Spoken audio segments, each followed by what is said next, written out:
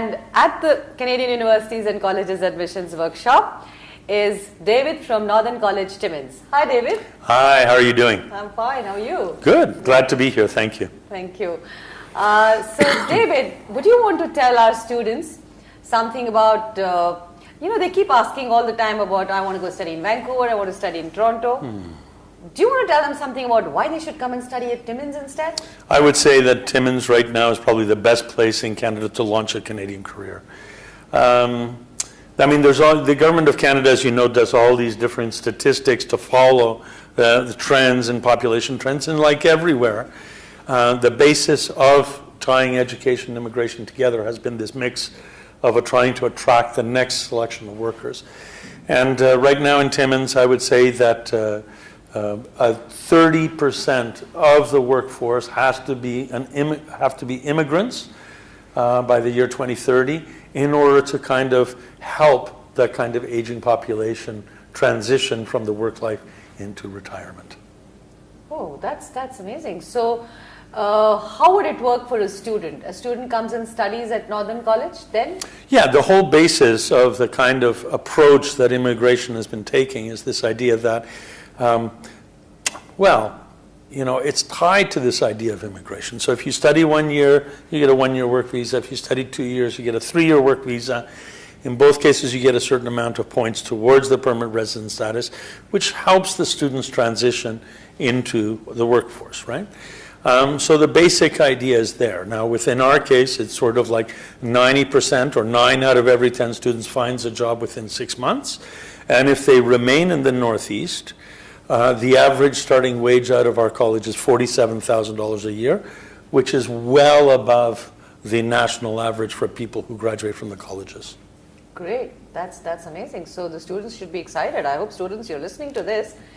And what is Northern College famous or popular for? Right. If you think about northeastern Canada, northeastern Ontario, I should say, it's a place that's known as having a heart of gold because it literally has a heart of gold. It has the largest gold deposits in the world. So it's actually quite wealthy, a very low unemployment rate of 4.3%.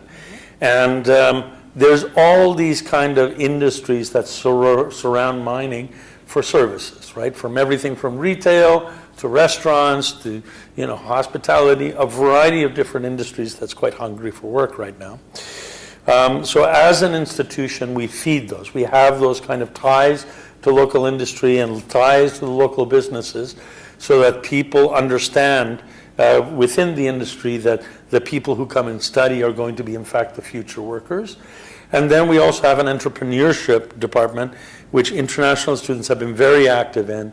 And in fact, in the last couple of years, they've launched companies that have been established in the region. So there is that possibility as well to integrate within the industry and to get the support from industry to be able to launch new products and new ideas. So can you tell us any one such successful story, please? Yeah, well, for example, we actually have a student who graduated from our 2-year environmental tech program. It's a program that deals with water and wastewater management. The program itself, of course, is becoming more and more needy. I mean, we've all heard about Sao Paulo, we've all heard about Cape Town, that they are officially going to be without water by the end of the year. So it's a program that's very, very kind of apropos. It's like that. So we had one student, in fact, from northern India that came. He did the 2-year program, and he's now working for the government of Ontario as an inspector for the Northeast communities, making sure that they're very good and are able to meet the kind of conservation of water. So that's an example of someone from the Northeast here that has been able to establish themselves. Oh, that's great. Now, what are the kind of jobs that usually students land up with when they do a program like, let's say, business? Well, if you take a look, there's lots of possibilities. Remember that it's not just one thing. It's a variety of different industries, right? So if you take a look at a webpage that's called, or anybody can Google the Far Northeastern Ontario Economic Development Board, in it that you can see a list of the jobs that are available at any given time. So we've had graduates who've gone into nursing, we've got graduates who've gone into business administration, we have graduates who started working for mining companies, either as engineers or as prospectors.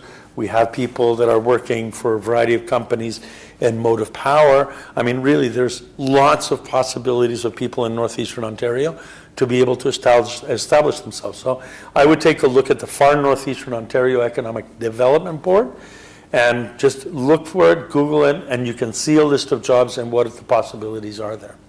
So if you were to advise an Indian student, you've been meeting a lot of Indian students today, what would be the few top programs that you would suggest to them in terms of employability, high employability? Well, okay, two things. First off, as an institution, we're famous for business, health, and engineering. So those are the three areas that really, if you're going to come to our school, that you should focus in.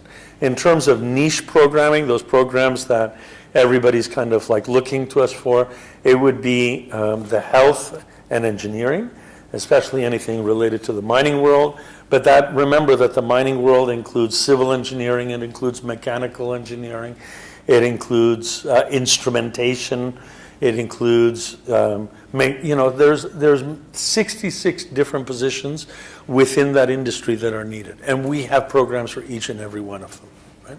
Thank you so much, David, and it's been a great pleasure talking to you. Well, thank you very much for having me over. I really appreciate the opportunity. Thank you.